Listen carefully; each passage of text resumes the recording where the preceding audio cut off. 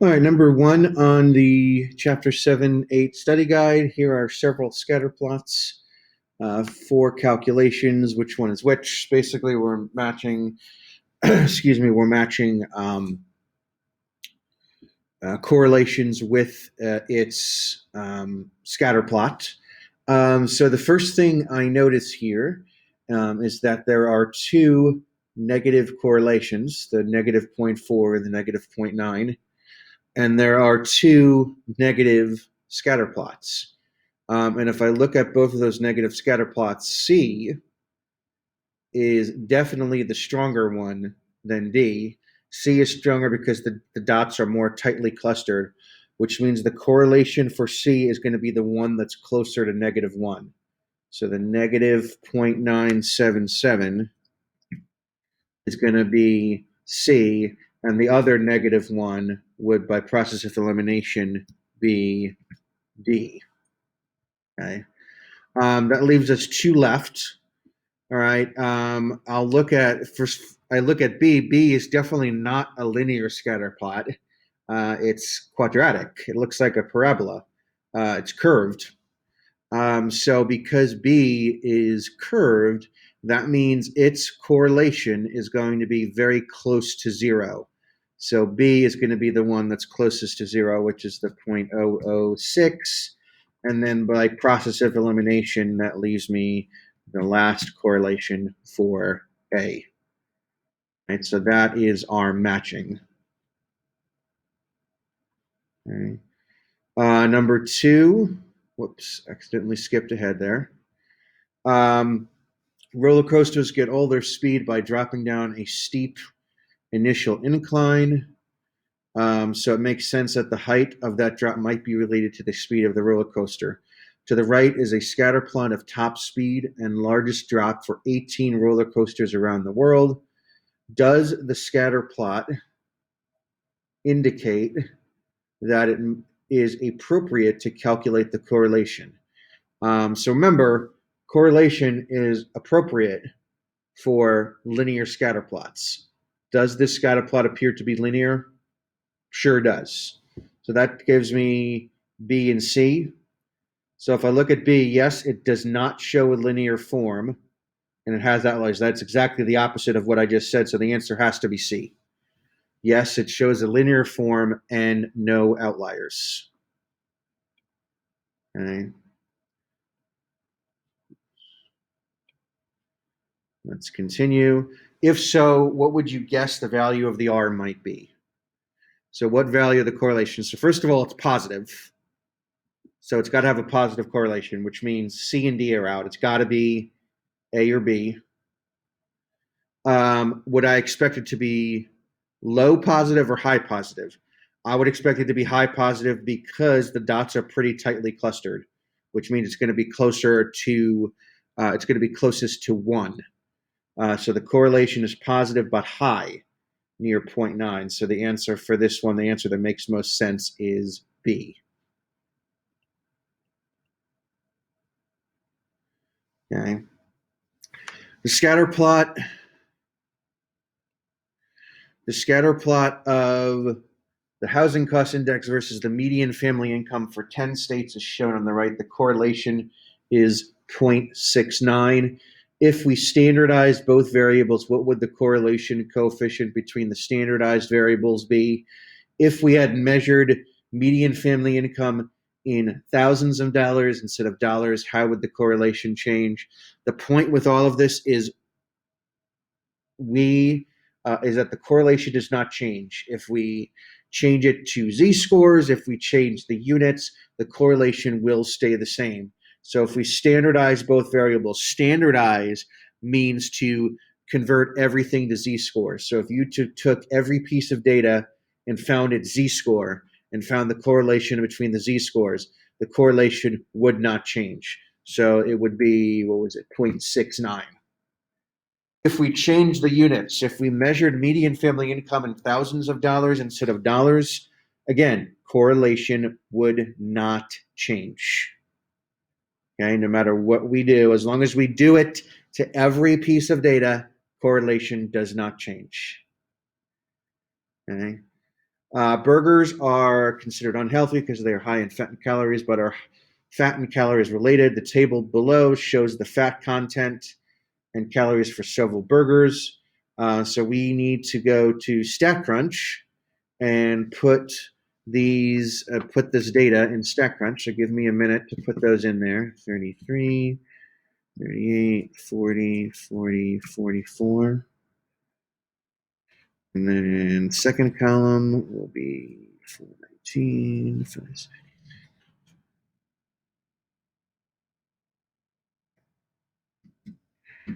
Okay. And I will also title. So we'll title this fat. We'll title this calories. And we're going to make a scatter plot. So remember, to make a scatter plot, we go to graph and we choose scatter plot. So my X variable is going to be fat. That's the first column. And my Y value is going to be calories, which is the second column. And we compute. So let's see which one closely matches up with our scatter plot. So it looks like B and C are definitely out. So it looks like it's got to be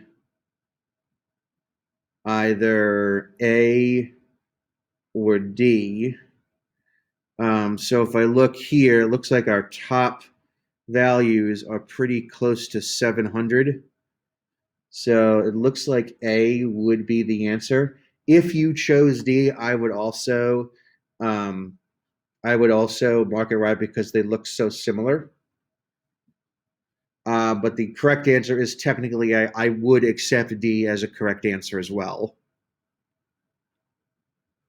What is the correlation coefficient? So correlation coefficient, remember we go, excuse me, we go to stat, summary stats, and correlation. So again, it's stat, summary stats, correlation. And you may have to hold down the control button on your keyboard, but you want to make sure you select both columns, fat and calories. Okay, and then it says round to the nearest thousandth. So that's 3 decimal places, 0.904. That's my correlation coefficient. Which of the scatter plot which of the following best describes the association between fat and calories? 0.904 is a high correlation. So that would take out D. If I look at B, the scatter plot and correlation coefficient suggests there was no linear relation. That also can't be true. So let's look at A and C. Scatter plot and high correlation coefficient suggest a strong positive linear relation. Scatter plot and high correlation coefficient suggest a strong negative. Well, this is clearly a positive correlation because we got positive 0.904, so the answer has to be A. Scatter plot and high correlation coefficient suggest a strong positive linear relation. Okay. Number 4. All right, we're going to make another scatter plot. So let's clear this. Okay, and let's put in the data.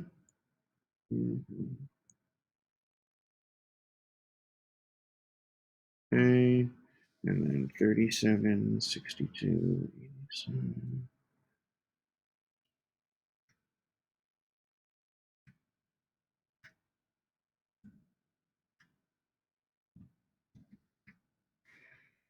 And position. And distance. Okay. All right, so we want to do a scatter plot again. Again, that's graph, scatter plot. So my X variable is the first column, which is position. And my Y variable is the second column, which is distance. So there's my scatter plot. You can see it is clearly not linear.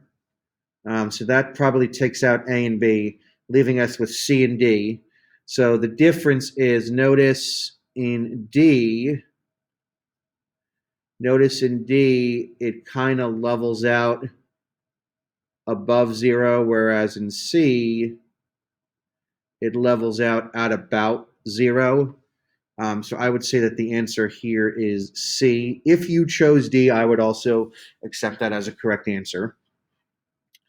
The relationship between position and distance, is it linear or nonlinear? Clearly, it's nonlinear with a positive direction. Okay. Why would you not want to talk about the correlation between planet position and distance from the star? Okay, we've already said correlation is only appropriate for linear relations or linear association. So in this case, the answer would be B, the relationship is not linear. Number 6, if your cereal provides 8 grams of fiber per serving, how much potassium does the model predict, or the model estimate you will get? So let me pull up my calculator here. So the key is we have our model, 39 plus 28 times fiber. So I'm literally going to plug in 8 for fiber. So 39 plus 28 times fiber. So times 8. And that's literally all you got to do. So the answer in this case is 263. That is literally all you're doing for number 6. Okay. From this model, you can estimate a cereal's potassium content from the amount of fiber it contains. In this context, what does it mean to say that a cereal has a negative residual? So remember, residual is the difference between what actually happens and what we thought was going to happen. So a negative residual means that the actual value is going to be less than what we predicted that it would be.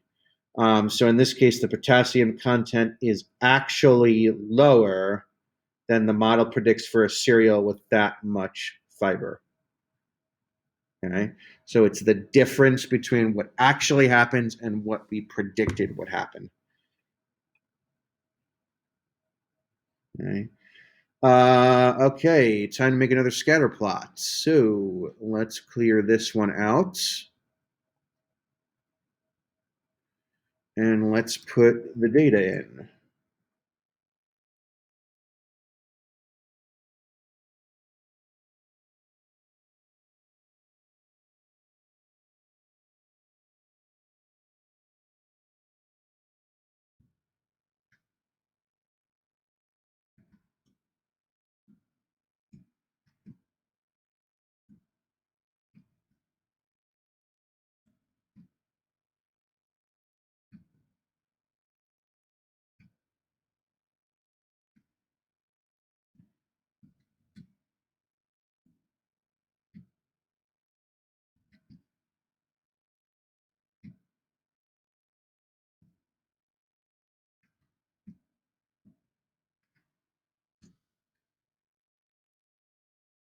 So this is the same question, very similar question what you saw in your Math Excel assignment, age and price of a car.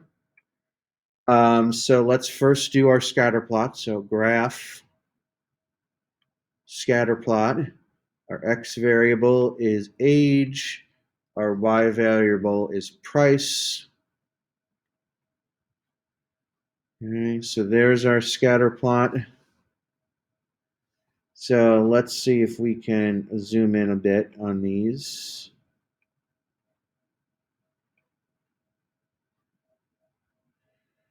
All right, so there are 3 negative. I think the one that would make it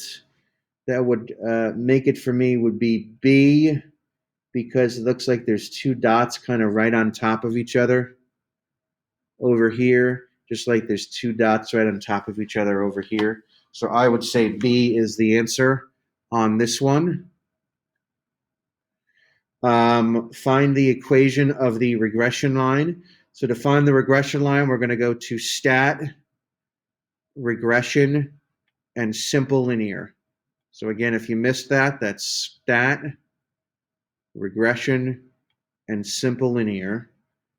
All right, and my x variable is going to be age, and my y variable is going to be price. And let's compute. And remember, we want to go down to here.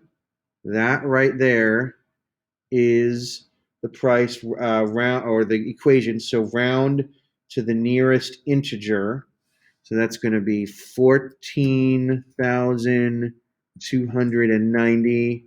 And then the next one's going to be negative 961 if we round that.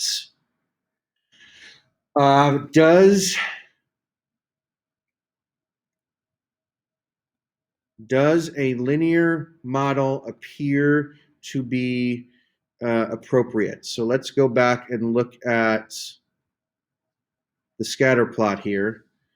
Does a linear model appear to be appropriate? Does this appear to be reasonably straight? I would say yes. The scatter plot is reasonably straight and there are no outliers. Explain the meaning of the slope of the regression line. So the slope in this case is the negative 961. So that's going to tell me that because it's negative, that's going to tell me that the car's average value decreases as it ages. Explain the meaning of the y-intercept of the line. Okay, the average cost of a new car versus the average cost of an old car.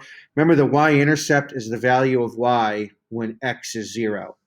So when x is 0 in this case, that's going to be age being 0. So it's going to be the average cost of a new car. You have a chance to buy one of two cars. They are about the same age and appear in equally good condition. Would you rather buy the one with a positive residual or the one with a negative residual? So I talked about this in the notes for this chapter. Remember, residual is the difference between what actually happens and what we predicted would happen. So a car with a positive residual means it actually cost more than what we thought it would cost. A car with a negative residual would mean that it actually cost less than we thought it would cost. So the question is, would you rather pay more than you predicted, or would you rather pay less than what you predicted? I would rather pay less than the prediction. So in this case, I would choose the one with a negative residual. How can the residuals of the prices be interpreted? Okay. So again, the answer in this case, let's see, is going to be A. The one with a negative residual costs less than the model's predicted value, meaning you ended up paying less than what you thought you would. And the one with a positive residual costs more than the model's predicted value. Okay, would this regression model be useful in establishing a fair price for a 25-year-old car? Explain. So remember, our equation is here, and the key is that the slope is negative. So that means as the car ages, it's decreasing in value. Well, when you reach a certain point, the car is going to reach a value of 0. And then once you reach a certain point after that, it's going to predict a negative value. So in this case, if I were to plug in 25 for age, it's clearly going to predict a negative value. So in this case, it would not be useful. The model predicts a negative price, which does not make sense given the situation.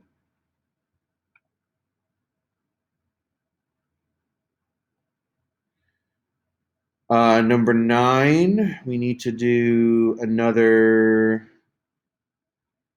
looks like a regression line. So let's put the data in.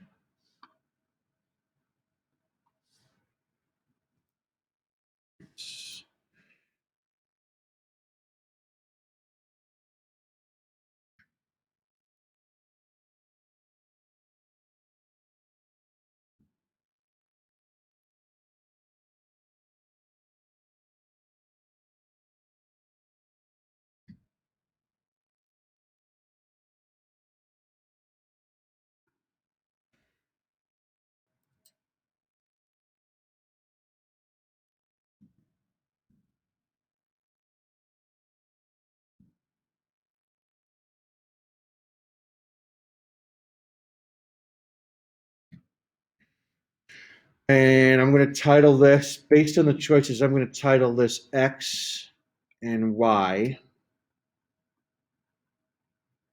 And remember, for regression line, we go stat, regression, simple linear. So X and Y. And if we look at our answer here and compare that with our choices, it looks like my answer is going to be B.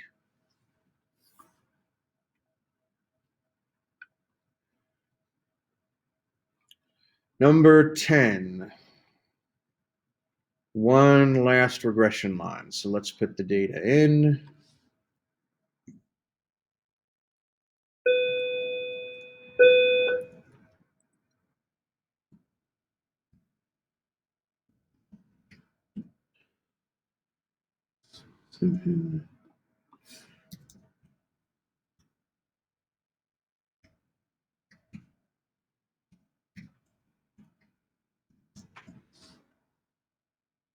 Okay, so, and then we have what? So again, based on the choices, I'm just going to title them X and Y again. Okay, so stat, regression, simple linear, X and Y. All right, and based on our results here, it looks like our answer would be B again. Yes. Explain the meaning of the y-intercept of the line. So the y-intercept, remember, is the number that doesn't have an x next to it. So that's the 271.